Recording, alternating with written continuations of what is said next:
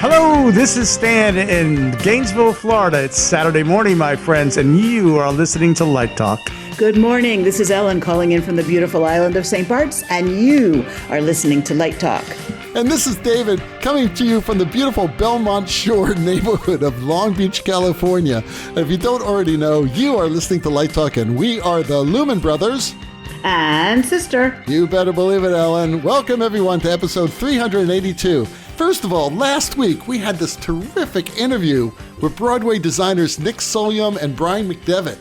And if you haven't heard it, go check it out. That's episode 381. I haven't heard it. What's that number again? 381? I haven't heard it. 381. You haven't listened to it yet, Stan, I haven't sure. Yet. It's true. You're three I or haven't. four behind. You're right. I have not yet. I'm a busy boy. Okay, so, most people would say, isn't that enough? You get these two hot Broadway designers.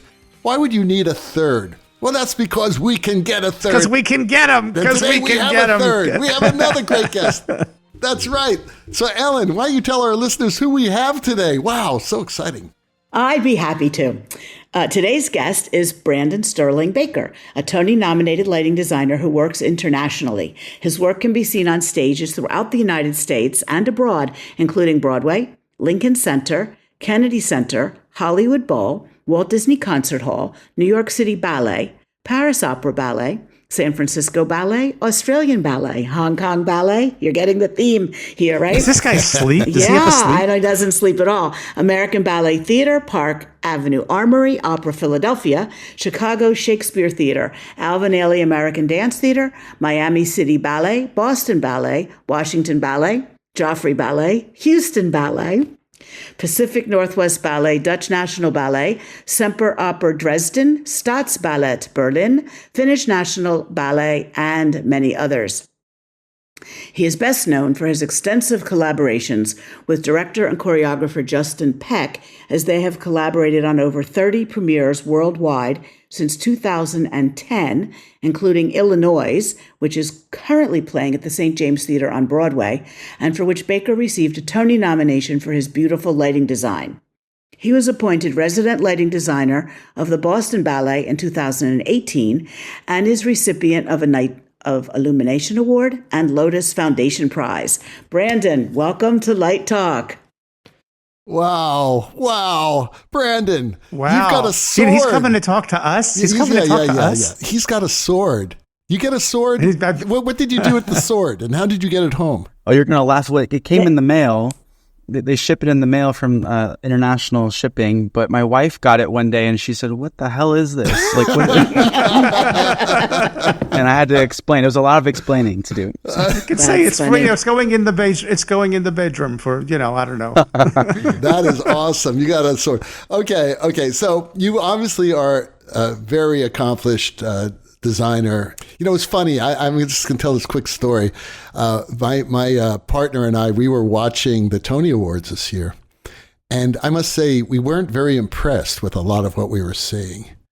And then that piece from Illinois came on. And it blew me away. And I don't know if you heard our Tony show, but I just went on for minutes on that, 5-10 minutes of it, which is a long time for this show. And it was just amazing. And I want to know everything about that show. I just want you to spend the next 40 minutes talking about that show. Because I just think it's just so awesome.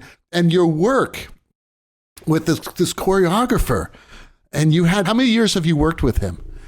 So we've been working together for 14 years. Wow. So we've been through a lot together. We Justin and I, you could say we grew up together creatively. Like we started our careers together.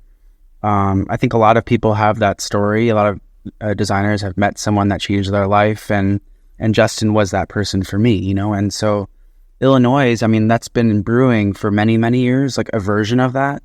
But it wasn't real until last year, where we did the very first draft, you could say, in upstate New York at the Bar Fisher Center. And it was our first opportunity to really see what this thing was. And it was a very different show than what you see today on Broadway, but it was really important for us. And shortly after, we took it to the Chicago Shakespeare Theater, and then the Park Avenue Armory, and then we had this really crazy opportunity to transfer to Broadway really last minute. and we were the second to last show to open on Broadway this season.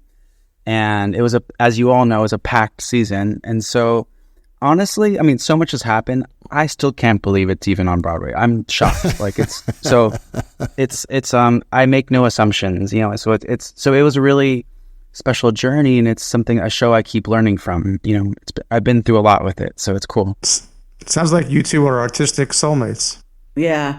Did the producers have a vision? I mean, it is an unusual piece to move, especially from the Armory, which is very unusual in terms of a performance space, huge size-wise, and then to go to a Broadway theater, which is a proscenium. Obviously, there were a lot of changes you had to make along the way there, too. Well, yeah. But so what's interesting is we only had 3 weeks between the Armory and Broadway. And we had no previews on Broadway. We just did a tech and then we opened. So, wow. Which is really unusual for any Broadway show, big or small. And but I think that was only possible because Broadway was our 4th production of this show. Right. That we had been through so much over the past year. I was thinking about it today. All this happened within 1 year. Like really, like last summer was the first production. And then this year, 2024, in January was Chicago, and then the Armory, but basically regarding the whole vision of what it was going to become, it's a hard sell. Like, we're not a show with any celebrities. We have no special effects. We have very small budgets, but all we have is dance, music, and light, and a story that sort of weaves its way through. So I'm proud of the fact that we don't have much, but we were able to do quite a lot. And, you know, you look at a lot of the shows this season, there's a lot of amazing work, but it's interesting to see. I didn't really have a lot of context for what else was around us because I was so focused on our own show. But it's cool. For our listeners who don't know, this is based on an album of almost the same name. Exactly. Yeah. Sufjan Stevens is the composer and songwriter, who's well known for the movie Little Miss Sunshine. If you've seen the movie, it's or Call Me by Your Name. He's an amazing folk rock singer, and so our show is based on the album Come On Feel the Illinoise, or Illinoise is the nickname for it. I have a question, Brandon. Since you mentioned this relationship, it sounds to me like you're artistic soulmates, and I'd like to hear about that journey. I just finished this wonderful book called The Creative Act by what's his name? Last name is Rubin, and it's all about creativity. It's a really interesting book. I'd never read it before, and so I wonder if you could talk about that journey with this collaboration and this relationship. Yeah, I think that, you know, especially early in your career, you're. I think the way I like to phrase it is, in life, you surround yourself with like-minded people, and I think who you surround yourself with in life really matters. And for me, I met Justin when I was an intern at the New York City Ballet. Mm. And I was very, very low. I was not really even remotely important in that theater. But Justin was also he was in the low ranks of the corps de ballet, as they call it. And so we were both from California originally, and we had a lot in common aesthetically, stylistically, things we loved in life. And those proved to be very important. And I think what's really kind of amazing is when you have a lot of trust in someone personally, that a lot of amazing creative risks can come out of that. And so I feel lucky every day that he was willing to give me a chance. But we also made a lot of mistakes together. We did a lot of really cool works together. We've grown so much over the years. And, you know, we come from the world of ballet where a lot of our work is still in rep at Lincoln Center and other companies. And so it's interesting to see our work from 14 years ago still running. You know, I think when you look at that old stuff, is it nostalgic, or do you go, oh, we should have changed that, or maybe we stopped at just the right time and it was perfect? Or, you know what's interesting? I asked Jennifer Tipton that very question. I asked her, I said, well, what do you do? Because I would see her, we'd share tech tables. She would be alternating. Sure. And I would say, do you ever make changes? And she said that, no, I like to think of it as a record of where I was in my life at that moment. Mm-hmm. And I think there's something to be said for that. Yeah, there's a lot of things I would for sure do differently, but that's where I was then, and this is where I am now. Yeah, and you respect that. Yeah, I like that. That's a great answer. The last part of this book, A Creative Act, he talks about the difference between the critic and the editor, and was saying that the critic is like the ego part of the artist, right? But the editor is the curator, who's like, okay, most of the time you need to take stuff away. To your point about not having a lot, taking stuff away till you get to the essence. And sometimes you might add, but it's really about, does it make it better? And forget about the last page of the book is the universe never asks why, right? And so it's all about sort of being, and I just love that process that you're describing. Anyway, I just throw that out there. No, it's great. And I must say, like, what's interesting is the very first version at the Bard Fisher Center was actually a bigger light plot than Broadway. Broadway was a much smaller, more efficient version of the show, but no less beautiful. It was just different. There's what's interesting, and maybe, again, I can only speak for myself, but there's no extra light on this show. Yeah. Everything was used. Nothing was even used. Everything's there for a reason, and I think that there's something to be said about that, about creating That's very Jennifer Tipton in her approach as well. There's one quote from her about, I'm always trying to get it down to one light if I can. Totally. And I think that's the best light. There's something to be said. Yeah, I think so too. No multiple shadows, direct, beautiful, clear. And it gets back, when Lori and I were watching this one number that they had. First of all, we said, why is it so short? It should be long. This should be 10 minutes long. This is awesome. It's like, and I turned to her and I said, now that is theater. I said, oh, cool. This is the first moment I saw tonight that's really theater. And I need to see this show. And she said, yes, absolutely. This is just so inspiring and touching. I mean, I was crying. It was really beautiful. My God, it was beautiful. I really can't wait to see this. Are you guys coming to LA? Are you going to bring it to LA? That's what I was going to say. Now that you're a retired professor, you should bring it to LA. There's a project for you. Yeah, there you go. Basically, well, what's interesting, every show has its journey, right? And there was a version before we came to Broadway that we were originally going to do a national tour and then come to Broadway, which is a common way of, but there was a last minute opening at the St. James, so which is why we did the fast route. But now, I mean, one of our producers is also a big touring producer, and so they're gonna for sure do a national tour. But when, don't know, but it will happen. Our show is a limited engagement on Broadway, which means it was never supposed to be there for a long time to begin with. But so we close August 10th. So next month. Yeah, I know. I'm not going to get up there in time. No, I know. But it will come. I promise you that. It will come. Yeah. Going to Gainesville. I guarantee that. Hey, what are you talking about? We have a very nice roadhouse here. Hey, slow down. Dinner theater. Slow down there, buddy. Fair, let me tell you. I'm really happy to hear that. And I'm really happy for your success on this and for everyone involved in that company. And I'm really happy to see that Broadway is actually doing some really good stuff, so that's encouraging.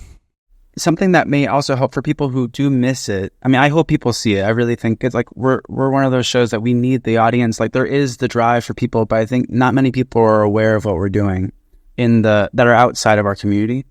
And so please tell your friends. But my whole point is, in addition to that, the New York Public Library is doing an official recording of the show, nice. For their archive, and they're doing that this week. So it's going to be preserved for the Performing Arts Library at Lincoln Center. Which are they going to do that with like multiple cameras and video? Yeah, and yards? Yeah, they do. I mean, it's not like the most high tech thing in the world, but it's still a really good quality, and they do that for not every Broadway show, but most. And I think people aren't aware of it, but it's always there. I wasn't aware that they do most Broadway shows. They just released 5 titles, including Here Lies Love and Shocked, and 5 things they did this year. And all you need to see them is the library card. Exactly. Awesome. Can I get them online? No, you have to go. They're an archive. You have to go. Okay, gotcha. Yeah, but I'm really glad they're doing that. I think it's important. That is important. So how did you specialize in dance lighting? Yeah, no, it's so I grew up as a musician first and foremost. And while I was also playing music, I was also an illustrator, and this was all while I was living in LA. And there were many times where I was like, well, trying to struggle and trying to figure out what it is I wanted to do with my career and my life. And I decided that light was this beautiful bridge between the world of music and the world of visual art. And so to me, it's sort of how I fell into lighting. And it wasn't at all inspired by technical ideas or skills in that way, but it was just purely visual. And so I say all this because I think there's a very specific sort of love for light in the world of dance, where it's really, the ingredients are very simple. It's movement, dance, and music. And I think there's a great appreciation for the work of lighting designers. It's a deeply collaborative art form, and like, working with a choreographer is a lot like working with a playwright. You're working with someone who doesn't have an outside point of view. They are the sort of writer, so to speak, of the work. So your lighting ideas become ingrained in the DNA of a piece. And so I loved how collaborative that is. And I was treated much better in the world of dance than I was in the world of theater. And I started my career in theater initially, but while I was assisting many different designers, I also had sort of like a double life where I was also touring with dance companies. And I learned really quickly about, who I wanted to surround myself with. And it turned out that dance became my home for that reason. So what's interesting is Illinoise, although it's a dance-driven show, it's sort of my return to theater. And it's interesting to see how life can sort of bring you back in unexpected ways. Yeah. And that Justin can sort of transpose into theater director as well as choreographer is really interesting. Exactly. And that's what, we've been developing a lot of works on the side. Like we do a residency every summer in Vail, Colorado, where we're developing a lot of works that are sort of a hybrid of theater and dance. And so for me, it's not really a stretch. It's what we always do. It's just, I think we're bringing it to a new audience is the difference. Are there people or places or art that influenced you along the way? Like, what inspires you visually? I'm a huge movie buff. I love, cinematography. I love like a lot of film work. I love Hitchcock films. I love Woody Allen films. I love a lot of the Marx Brothers. I'm a huge fan of just like old movies. So that I'm a huge and oddly that inspires my work as a lighting designer too. Because you see a lot of that work, and it's very intelligent the way it's designed, and it's more of like a frame for storytelling. And I think it's sort of no different from the work I do as a designer anyway. But as terms of light art, I love James Turrell. I love his work, of course. And there's a number in our show that is like a zombie number. It's a really wacky, funny section in the show, but the way I approached it is sort of lit as if James Turrell were to light a B movie. Turrellian B movie. That's interesting. That's funny.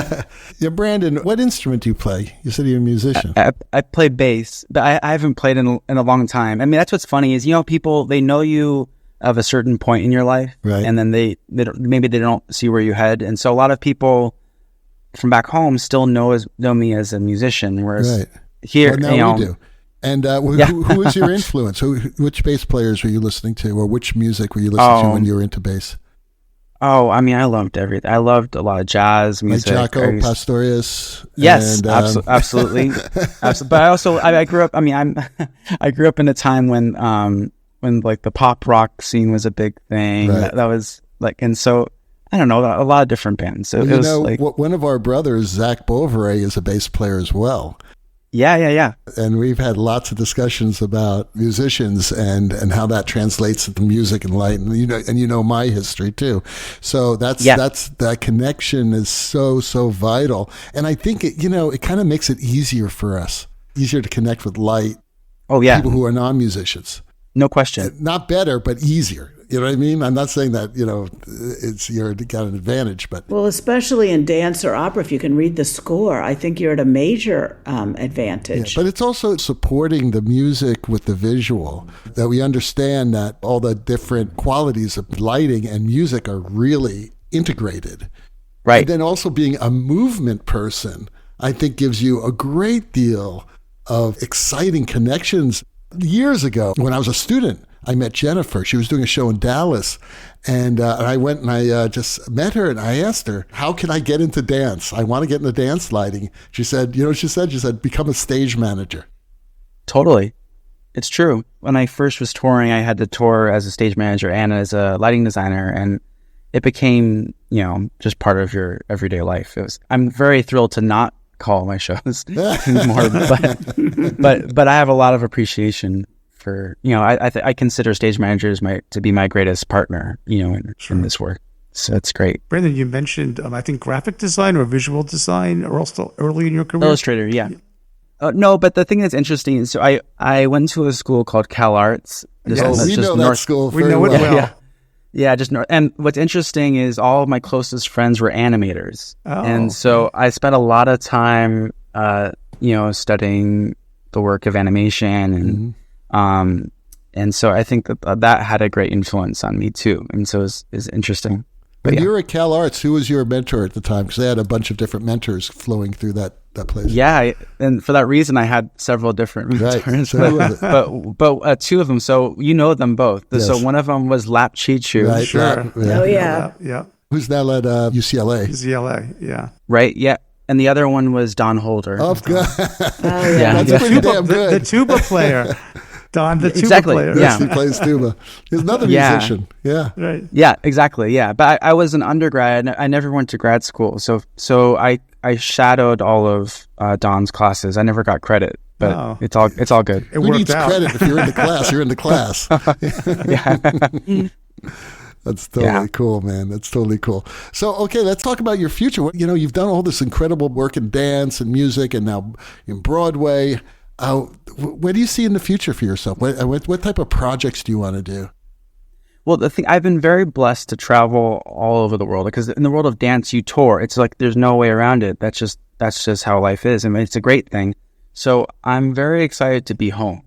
Just honestly, I'm married. I'm very happy to have just to have that is a big deal. But I also I have a day job also. My day job is I'm the lighting director for Boston Ballet, where I design most of the work there. And so I love that job. It's a dream job. And to me, to be able to create work consistently and to really invest in my own sort of craft in that way is a dream come true. But I'm very lucky. I'm able to be selective, and so I'm hoping to do more work in theater. There's some stuff lined up, but we'll see what happens.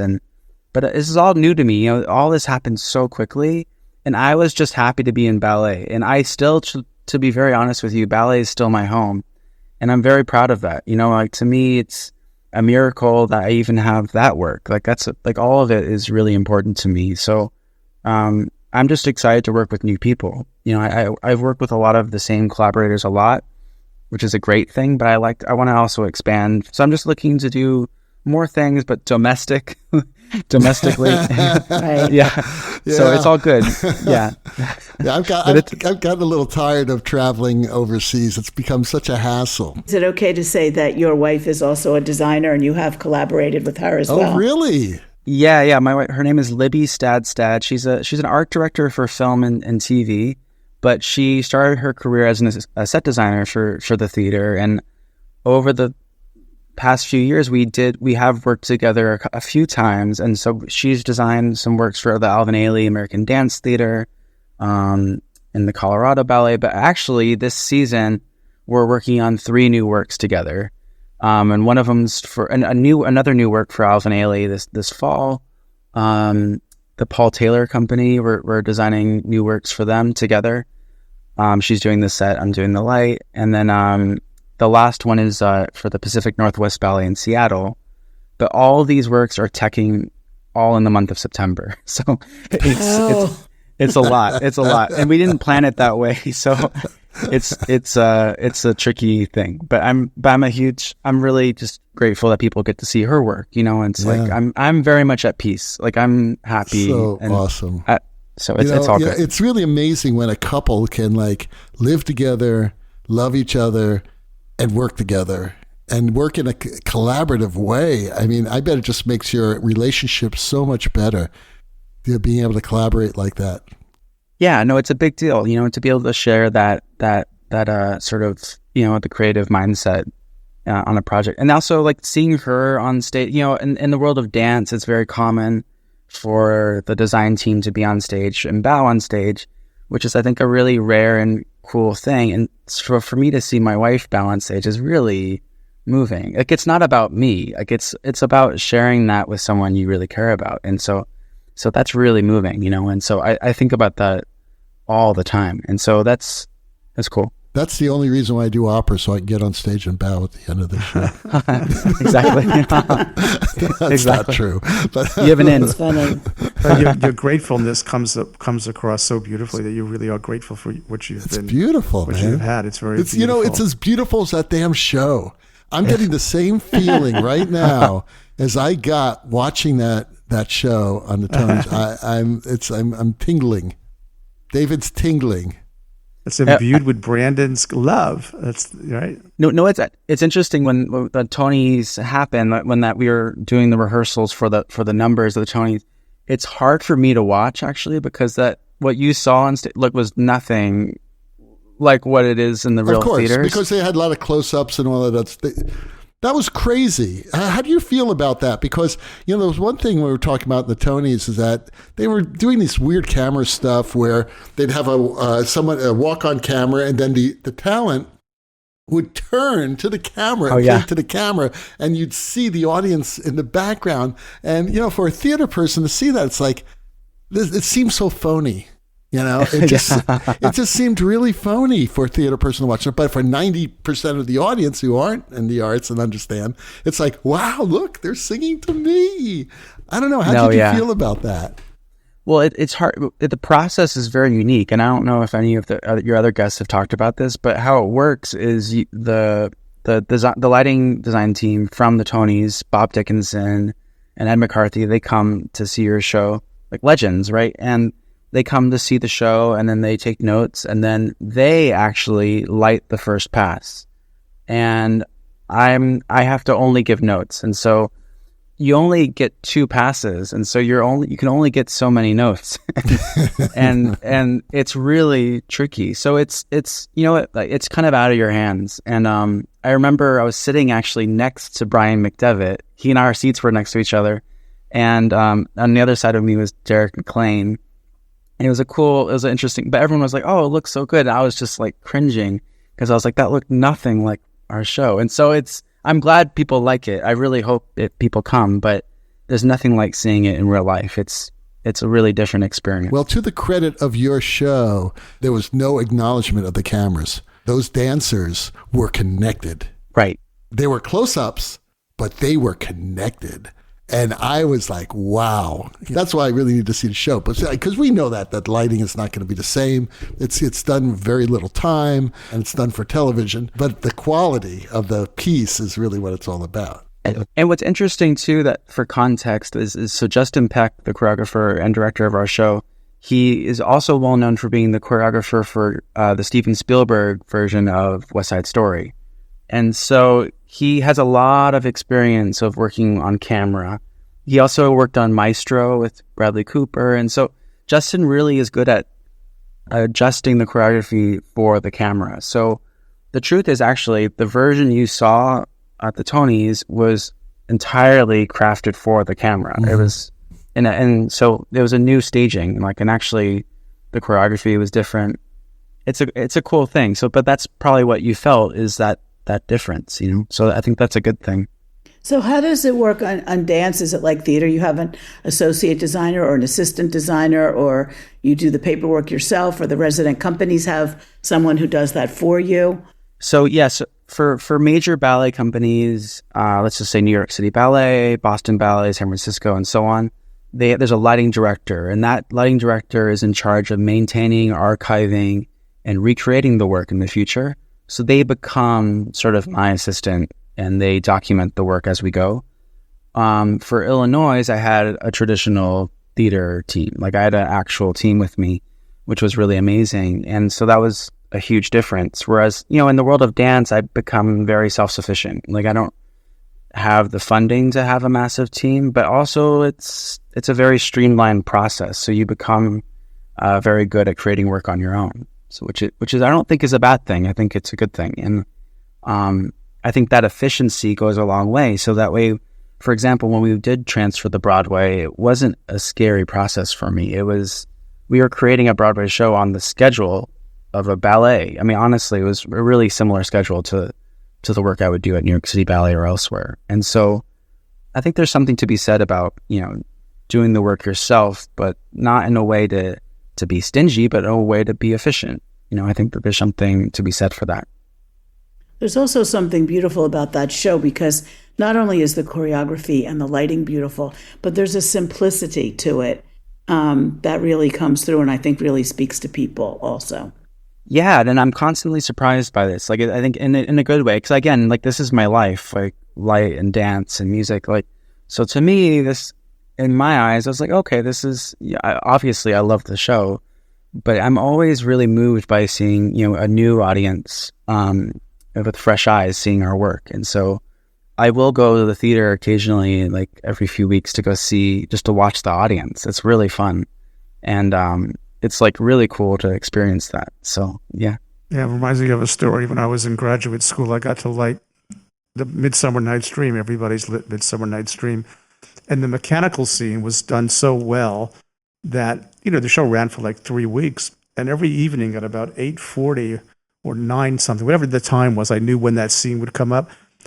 I'd seen it a dozen times, but I'd go up, get on my little motorcycle, drive up there, sit in the back of the theater just to watch the audience crack up. Like, just to because their enjoyment became like, wow, I gave them this, they just did it so well. And watching the audience, feeling the audience was like, it was like a drug. It was like sugar. Had to have it. Totally. Yeah. Yeah. That's performing, I mean, we're all, even though we're designing, we're really performing. We're showing our art to the audience. That's why I still play in bands. I love it. That's why I love teaching, because that's a performance as well. It's all about sharing with a group of people and trying to entertain them, and then feeling that love and feeling that response. But there's that interesting thing of watching the audience experience it. Like, you're not really experiencing it yourself. It's like watching them and then feeling the room gets warm because they're just all cracking up, and it's like a wave. And you want to be in that. It's like surfing. You want to be on that wave with them, right? Yeah, but on the other hand, if it's a bomb and like you're playing bad away. and no one's paying attention to you, it's the worst thing in the world. And that's what I'm experiencing now. Well, there is the yin and the yang, We go right? to a club, we play something, and everybody's doing something like that. My partner's on her phone. She's not listening. It's like, oh my God. Hopefully those are rare. Hopefully those are rare. The other night, I said I dedicated a song to her, and she's on the phone. She's on the phone. I said, somebody tell Lori, I'm dedicating a song for you. And it's like, oh God, okay. Anyway, we digress. As usual. I guess one other difference with Illinoise from your other work is that it's running. It's not in repertory. Yeah, it's been running for a little bit. I mean, again, we're at limited engagement, but it's very surreal, like to move on with your life after a show is opened, but then to remember, oh my God, it's still running. It's still going. It's got a life beyond you. It's really cool. It's a very special thing. And it sounds like there'll be many years that this show's going to be running, on touring and all that. I hope so, yeah. You're going to be very busy. Then it will come to Gainesville. I don't have to drive to Orlando to see it. Nothing goes to Gainesville. That's not true. That's not true. We get all the A tours, and in fact we have only a 1,700 seat house, so it's not that bad. But I could go to the new Dr. Phillips in Orlando, which is stunning, and I'm sure it will play there. And that's going to go on my list. Yeah, in Orlando. Yeah. Yeah. What about opera? Does that appeal to you as well? I've only lit one opera or one or two operas, and one of them, it was with a well-known singer named Anthony Roth Costanzo, who's famous for doing a lot of operas at the Met and with Philip Glass. And we did a hybrid dance/opera piece called Glass Handel, and it was like sort of like this something in between. It was like a little bit of half opera, half ballet, and so that was the closest thing too. But I do love it. It's amazing, and I want to do more of that. It's just like you kind of in your career and in your life, you go where it is. Work, right? Yeah, and I'm always been open to anything. But I also, what I think is important though, above all, is that I think as a lighting designer, especially for younger designers, is you don't have to be one thing. You can be anything. You can be many different things, and that's sort of been in general, my career has been I've always sort of lived a triple life, like of of a designer, lighting supervisor, and Yeah, and you're only like yeah. 19, right? So I have a question. So since Yeah. I'm not doing stage lighting anymore, I'm doing mostly architecture, which I'm finding quite fulfilling. Does that interest you? no. Interesting. Yeah, I'm not talking about like lighting. There I'm you not talking go. about lighting a garage. I mean like creative stuff. Oh no, I know, but I have a long partnership with Damien Wetzel, who's the president of the Juilliard School. Okay. He's well known for being a former New York City ballet dancer, which is how I got in this mix. Long story short, the reason I bring this up is I've been hired to help with some of the consulting for some of the theaters at the Juilliard School, and it's been sort of the closest thing to architectural lighting. And I've been working on that project for 5 years, and it's still going. It's not done yet. It's a very simple light plot, and it's like every time I go in for a meeting, I'm like, I cannot believe this is still. It's still happening. Well, I just opened one that I've been working on for 5 years. It turned out well. Some of them are like that. And in my early part of my career, Artec, the great consulting company, wanted to hire me. And they said, if you come to work here, you might work on a project for 10 years before you see it finish. And I went, hell, I don't want to do that. But that was when I was 20, But so things change. Things do change. So, Brandon, have you ever thought about being a choreographer? Oh no, Lord no. No one needs that. The world's a better place. I bet you know a lot more than you're taking credit Than you for. think you know, You're right? in the room for all those years. Come on, man. Oh, I know. We talked to Jennifer about that too. She said that she tried it a couple of times, or directing even, and she's like, "It's not my, right." No. Yeah. Yeah, no, I'm okay. I love being in the room, but I'm happy to be on this side. It's good knowing what you're not, What- right? Right. Yeah.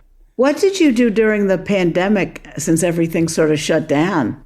Oh, I was so busy. That's the irony. I was swamped. I was like, and a lot of it had to do with me creating work where work didn't exist, and some of that was there's Films. You made some movies. a lot of films, but there's a very well-known choreographer named William Forsythe, who I work with now a lot. But we created a film with a famous ballet dancer named Tyler Peck, that was called The Bar Project, and that later became like a well-known ballet that's now licensed all over the world. But so we worked on that in California for many months, in an empty theater, in really a random part of LA. Can't even remember. But that did that. I also went back to school. I did a fellowship at Yale, like just to study the practice of teaching, just to understand how this craft is taught. Like I learned a lot from that experience. I think that I come from the belief that lighting designers, we can't master this craft, and I think that that's a great thing. And I think that we're constantly learning. And so for me, it was an opportunity for a few months to like just see how people teach this craft, and it was very humbling. So, Brandon, we're running out of time, and we always like to ask our guests if they had any advice for young people who want to get into lighting design or dance or anything that you're interested in. What advice would you give them? I mean, you already gave one great bit of advice. You could be anyone you want. I think that's awesome. But what else? What do you think? Well, it's related to that, but there's two things. I think, for one, I think that no matter what you want to do in life, I think that you have an opportunity to curate your own career. And I think that that's a really exciting thing to think about. Just because it's been done a certain way, or even if your schools teach you a certain way to pursue this craft, doesn't mean it's right for you. And so, like for me, I say this for myself, like I went to CalArts, I loved it there, but the work I do today is the polar opposite of what I did at CalArts. And that wasn't like a protest. That was just me pursuing my own career and shaping it for myself, like a sort of custom tailored experience. And I think that should be the case for everybody. I think you should tailor it to what you want to do. But the most important thing, I think, above all, is to never assume. So just don't be assuming for anything. And I think that a lot of the people I like to work with and surround myself with are people who are really curious and open and don't assume they have the answer, and I think that it really creates a really comfortable and exciting and inspiring community of people. So I think just to be open and curious is the most important thing. Yeah. Beautiful, beautiful. Well, Brandon, thank you so much for being on our show today. And we're really thrilled that you actually listened to our show. Yeah, I love your show. and still want to come be on the show. I think that was great. No, I'm a fan. Just want you to know, hopefully you're not expecting any sort of remuneration. Oh, no. Except for, No, we pay, In that we case- pay in love. We pay in love. Are you going to LDI this year? No, it's Nutcracker season. Of I can't. course, That's of right. It course. is Nutcracker. It's my season. busiest season. That's Right. that's how I make my living. How many Nutcrackers do you do every Christmas? Three. Three. Which companies, out of curiosity? So Boston. Boston Ballet, Yeah. the Providence Ballet, Okay. and the last one is it's an active commercial tour of a hip hop Nutcracker. Oh wow. That is so That I'd between like the to three see. between the three of them, they're What company does that? The hip hop. it's not a company. It's a commercial touring. Company. Interesting. It's produced by Eva Price, who did Anne Juliet and Oklahoma.